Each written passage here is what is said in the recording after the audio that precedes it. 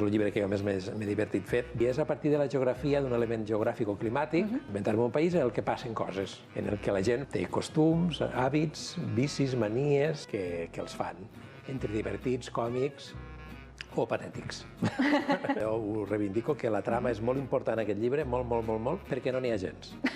A mi la trama dels llibres me cansa, no sé si és cosa de l'edat. Oblideu-vos de la trama. És un llibre per a llegir relaxadament, sense patir per què passa. Deixeu-vos portar a veure quines tonteries us explico d'aquests països que m'invento de noms estranys.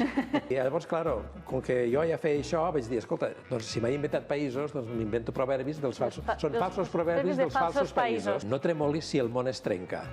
Pren força per assaltar. Era divertit, va ser com un joc que em vaig fer jo mateix i, no sé, és bonic divertir-se un mateix també, no? A partir de quan va començar aquest joc? Va ser a l'estiu del 19. La gent digui, mira, la pandèmia va fer molt de mal. No, doncs va ser abans, això. Que la pandèmia no sigui culpa d'això.